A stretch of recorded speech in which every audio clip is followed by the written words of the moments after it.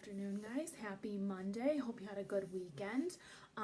We're going to read chapter 3 of the Lemonade War today. I believe where we left off was Jesse and Evan were kind of starting to butt heads. Evan was starting a lemonade stand without Jesse. So let's see what happens next. Chapter 3 is titled Joint Venture. Joint venture is a noun, two or more people joining forces to sell a certain amount of goods or to work on a single project. When the goods are sold or the project is finished, the joint venture ends. Your sister is really... Shut up, said Evan. Huh? Just shut up, okay? She's okay. She doesn't... Look, she's okay, so just shut up. Yeah, okay, said Scott, holding up his free hand to show he meant peace. Evan was getting abused on both sides. The heavy cooler was banging against his inside leg with every step, and the plastic chairs were scraping against his outside leg. Bruised and bloodied, he thought to himself, all for the fun of hanging out with Scott Spencer. Why couldn't Jack have been home? Or Ryan? And why did Adam have to be on the Cape this week? It stunk. How far are we walking? Grunted Scott. Just to the corner. Evan watched as drops of sweat fell off his face and landed on the hot sidewalk. We should have stayed in the driveway. It was shaded. The corner's better, trust me, said Evan. He remembered when Jesse had said the same words to him last summer. They were setting up a lemonade stand together, and Evan had been grumbling about dragging the cooler across the street and down 2 houses, just like Scott. But Jesse had insisted. There's sidewalk on this side, she'd said. So we'll get the foot traffic coming in both directions, and people in cars coming around the curve will have some time to see us and slow down. Besides, there are a bunch of little kids on the side street, and their mothers won't want them crossing Damon Road. The corner's better, trust me. And she was right. They'd made a ton of money that afternoon. It took 10 seconds to set up the lemonade stand. Evan unfolded the chairs and set one on each side of the cooler. Scott tilted the sign toward the street for maximum effect. Then they both sat down. Man, is it hot, said Evan.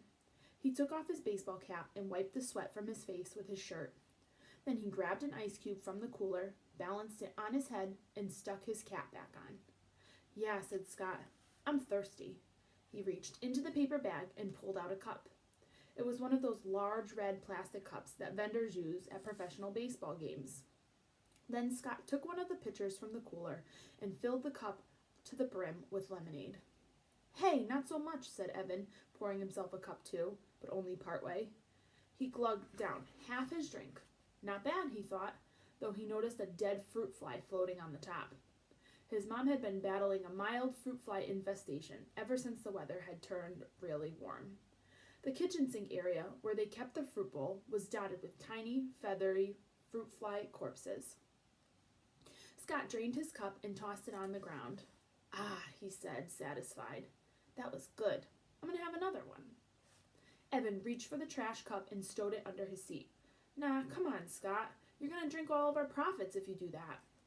He stretched his legs out by putting his feet on top of the cooler. Just chill. I'm going to chill by having another cup, said Scott. There it was, that mean bite in Scott's voice. Evan's shoulders tensed up. Move your feet, said Scott. It's hot out here. Dude, you're... Evan sat up expectantly and looked down the street. Hey, here comes our first customer. A mother pushing a double stroller came into view. At the same time, one of the kindergartners from down the street rode her bike up, noticed the sign, and quickly pedaled back to her house. Within 5 minutes, there was a small crowd of neighborhood kids and pedestrians buying lemonade from the stand. Evan let Scott handle all the money while he took care of the pouring and the sweet talk. That's what his mother called it when a salesperson chatted her up. Trust me, she had once told Evan and Jesse, buying something is only half about getting something. The other half is all about human contact. Mrs. Tresky knew about these things because she was a public relations consultant. She'd even written a booklet called 10 Bright Ideas to Light Up Your Sales for one of her clients. And Evan was like her. He was good at talking with people, even grown-ups. It was easy for him, so he kept the conversation flowing along with the lemonade. People hung around. Most of them bought a second cup before they left. Evan was so busy he almost didn't notice Jessie flying out of the garage on her bike and riding down the street toward town. Good riddance, he thought, but at the same time he wondered where she was going. During a lull in business, Evan walked all around the stand, picking up discarded plastic cups.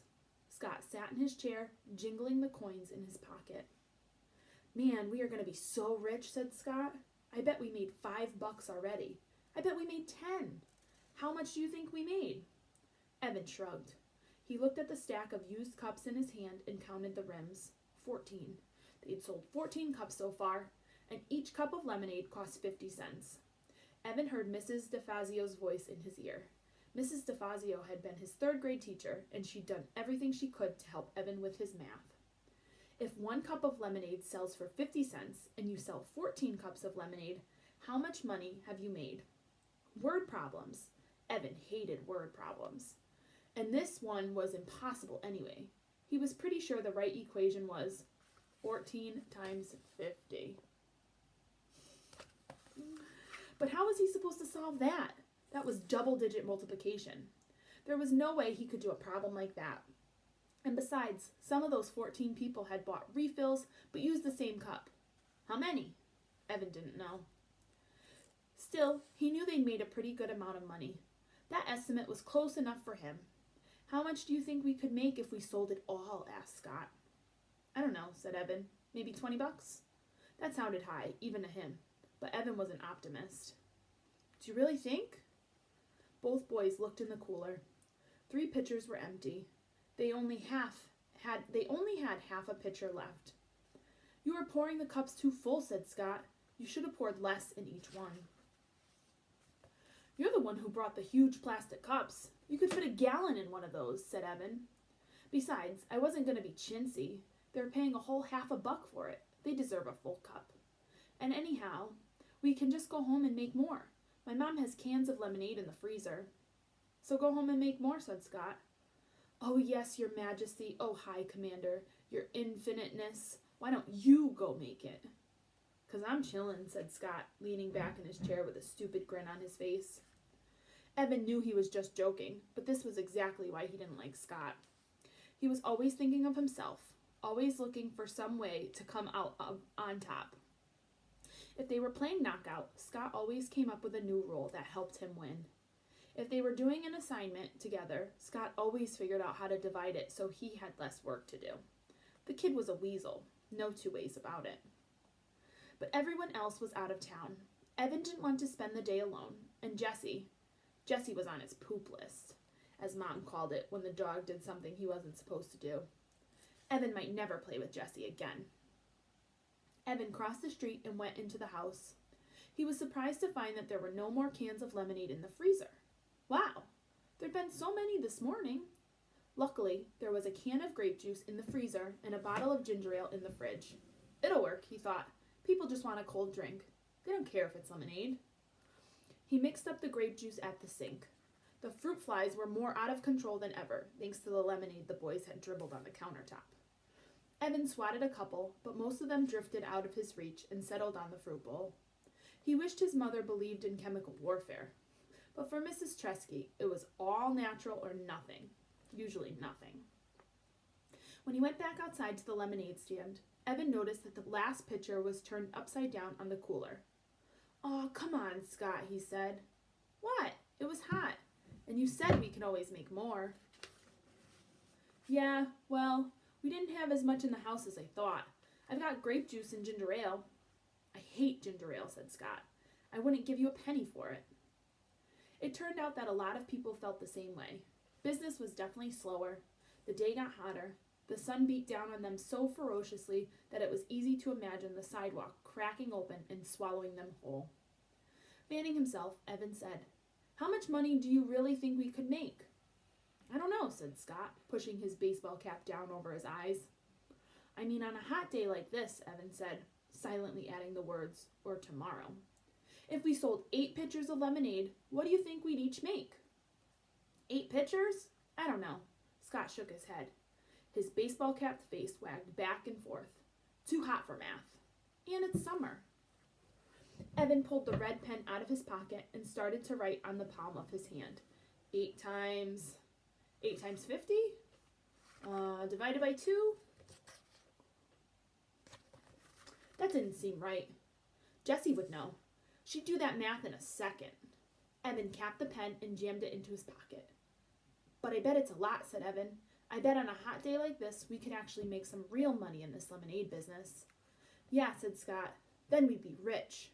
And I'd get an Xbox, the new one, with the dual controls. I'd get an iPod, said Evan. He'd been saving for one for over a year. But every time he had some money put away, well, it just disappeared, like the $10 from Grandma. She'd even written in her card, here's a little something to help get that music thing you want. But the money was gone. He treated Paul and Ryan to slices of pizza at Townhouse. It had been fun. That would be so great, to listen to music whenever I want, said Evan. I could tune you out, he added in his own head. They sat in silence, feeling the heat suck away every bit of their energy. Evan was hatching a plan. The heat wave was supposed to last at least 5 days. If he and a friend, not Scott, set up a lemonade stand every day for 5 days, he'd definitely have enough to buy an iPod. He imagined himself wearing it as he walked to school, wearing it on the playground. Hey, Megan, yeah, it's my iPod. Sweet, huh? Wearing it in class when the teacher droned on about fractions and percents? Nah, but it would be so cool. At least there would be one thing that didn't totally stink about going back to school. After 2 hours, they decided to call it quits. Sales had dropped off fast and then stopped altogether. Hey, did you notice something? Asked Evan, stacking the chairs. What? Said Scott. When we started the stand, most of our business came from that direction. He pointed down the street toward the curve in the road. But after an hour, not one person who walked past us from that direction bought a cup. Not one. They all said, no thanks, and kept on walking. Why do you think? Dunno, said Scott. Boy, you're a real go-getter, said Evan. You know that? Scott socked him in the chest, but Evan defended and knocked Scott's cap off. While Scott was scrambling for his hat, Evan said, just hang here for a minute, okay? And set off down the street. As soon as he rounded the curve, he knew why business had fallen off so badly. There was Jessie and Megan Moriarty from his class. They were standing inside a wooden booth, and their sign said it all. Lemonade. Frosty, delicious, thirst-quenching. Wow, only 50 cents per cup.